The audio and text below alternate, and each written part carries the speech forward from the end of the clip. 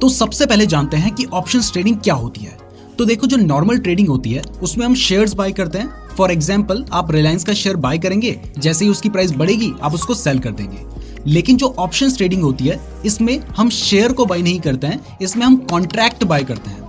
अब कॉन्ट्रैक्ट क्या होते हैं ये मैं आपको एक एग्जांपल से समझाता हूँ। मान लो अभी रिलायंस के शेयर की प्राइस 2000 रुपए चल रही है। अब आपको पता है कि 27 अप्रैल तक रिलायंस से जुड़ी एक न्यूज आने वाली है, जिसके बाद रिलायंस के शेयर की प्राइस या तो 2000 रुपए ही रहेगी या फिर बढ़कर 2000 रुपए से ऊपर चली जाएगी। लेकिन आपको ये डर भी है कि अगर वो न्यूज नहीं आई तो फिर रिलायंस की प्राइस गिरकर 2000 से नीचे भी आ सकती है और ऐसे में आपको लॉस हो सकता है।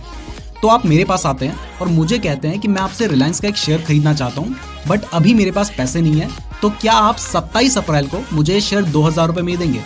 तो मैं आपको कहूंगा कि अगर 27 अप्रैल को रिलायंस की प्राइस बढ़कर 2500 रुपए चली गई तो फिर मैं आपको ये शेयर 2000 में क्यों दूंगा, और ये बात सही भी है। तो इसके आंसर में आप मुझे कहते हो कि एक काम करो, अभी आप मुझसे 100 रुपए प्रीमियम ले लो और इस प्रीमियम के बदले मुझे आपसे बस इतना ही राइट चाहिए कि 27 अप्रैल को रिलायंस के शेयर की प्राइस चाहे कितनी भी हो, आप मुझे रिलायंस का शेयर 2000 रुपए में ही देंगे। अब मुझे फ्री में 100 रुपए मिल रहे हैं, इसलिए मैं आपसे कॉन्ट्रैक्ट कर लेता हूँ। तो इस केस में आप एक ऑप्शन बायर हैं जिसने 100 रुपए का प्रीमियम देकर मुझसे ये कॉन्ट्रैक्ट बाय किया है कि 27 अप्रैल को रिलायंस के शेयर की प्राइस चाहे कितनी भी बढ़ जाए, मैं आपको रिलायंस का शेयर 2000 रुपए में ही दूंगा। और मैं एक ऑप्शन सेलर हूं जिसने 100 रुपए के प्रीमियम के बदले आपको एक कॉन्ट्रैक्ट सेल किया है। अब क्योंकि ये एक ऑप्शन कॉन्ट्रैक्ट है तो इसमें आपके पास राइट है कि आपको मुझसे शेयर बाय करना है या फिर नहीं। लेकिन क्योंकि आपने मुझे प्रीमियम दिया है इसलिए मेरी ये ऑब्लिगेशन होगी, यानी अगर आपको शेयर बाय करना होगा तो मुझे आपको शेयर बेचना ही पड़ेगा। तो अब 27 अप्रैल को दो केस हो सकते हैं।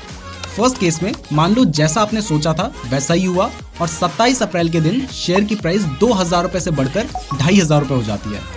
तो क्योंकि मैंने आपसे कॉन्ट्रैक्ट किया था कि मैं आपको वो शेयर 2000 रुपए में ही दूंगा, तो आप मुझसे वो 2500 रुपए वाला शेयर 2000 रुपए में बाय कर लेंगे और ऐसे आपको 400 रुपए का फायदा हो जाएगा। 400 रुपए इसलिए क्योंकि 100 रुपए तो आपने मुझे प्रीमियम के रूप में पे किए थे और 2000 रुपए में आपने शेयर बाय कर लिया है।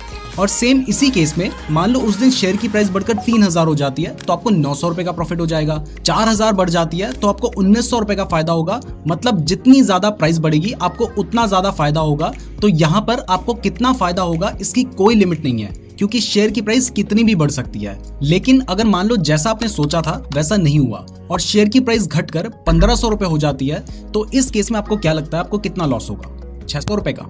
नहीं, आपको सिर्फ 100 रुपए का ही लॉस होगा, क्योंकि आपने ऑप्शन कॉन्ट्रैक्ट बाय किया है। यानी इसमें आपके पास ऑप्शन है कि आपको मुझसे वो शेयर बाय करना है या फिर नहीं। तो क्योंकि प्राइस गिर गई है तो आप मुझसे वो शेयर बाय करने आएंगे ही नहीं, और ऐसे में आपने मुझे जो 100 रुपए का प्रीमियम दिया था ना वो मैं रख लूंगा।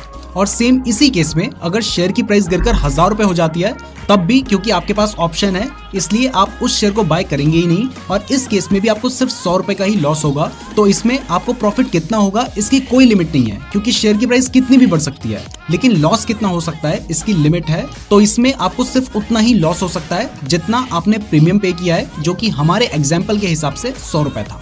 तो अब आपको क्लियर हो गया होगा कि ऑप्शंस ट्रेडिंग में आप शेयर नहीं बल्कि कॉन्ट्रैक्ट बाय करते हैं, और उस कॉन्ट्रैक्ट को बाय करने के लिए आप एक प्रीमियम देते हैं। और हर कॉन्ट्रैक्ट की तरह इसकी भी एक एक्सपायरी डेट होती है, जो कि जनरली मंथली एक्सपायरी में लास्ट थर्सडे और वीकली एक्सपायरी में हर थर्सडे होती है। अब इस एग्जाम्पल से आपको लग रहा होगा कि अगर आज मैं ऑप्शन बाय करता हूं तो इसका मतलब है कि मुझे उसे सेल करने के लिए एक्सपायरी तक रोकना होगा, बट ऐसा नहीं है। मान लो आज 6 अप्रैल को आपने 100 रुपए का प्रीमियम देकर 2000 रुपए में रिलायंस का शेयर बाय करने का कॉन्ट्रैक्ट किया। अब शेयर की प्राइस तो जिस वक्त मार्केट खुला होता है उस वक्त हर सेकंड्स बढ़ और घट रही होती है। तो मान लो आपके कॉन्ट्रैक्ट बाय करने के 1 घंटे बाद ही रिलायंस के शेयर की प्राइस 2200 रुपए चली गई। तो क्योंकि अभी पूरा महीना पड़ा है एक्सपायरी को, तो अभी चांसेस बढ़ गए हैं कि शेयर की प्राइस 27 अप्रैल यानी एक्सपायरी के दिन 2500 रुपए जाएगी।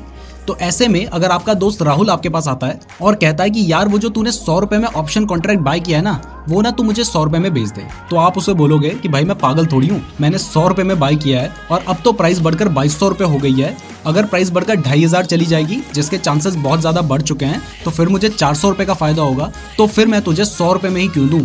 बट अगर आपका दोस्त आपको बोलता है कि अच्छा तूने 100 रुपए में बाय किया है ना, तो तू मुझे 150 में बेच दे, इससे तुझे 50 रुपए का प्रॉफिट अभी के अभी हो जाएगा।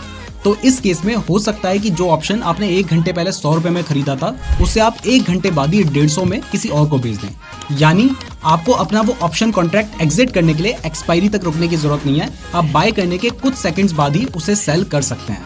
तो अभी तक आपको क्लियर हो गया है कि ऑप्शंस ट्रेडिंग में हम शेयर नहीं कॉन्ट्रैक्ट बाय करते हैं, जिसको बाय करने के लिए हम एक प्रीमियम देते हैं। अब क्योंकि हम ऑप्शन बाय कर रहे हैं तो हमारा जो प्रॉफिट है वो अनलिमिटेड हो सकता है और जो लॉस है वो लिमिटेड होता है।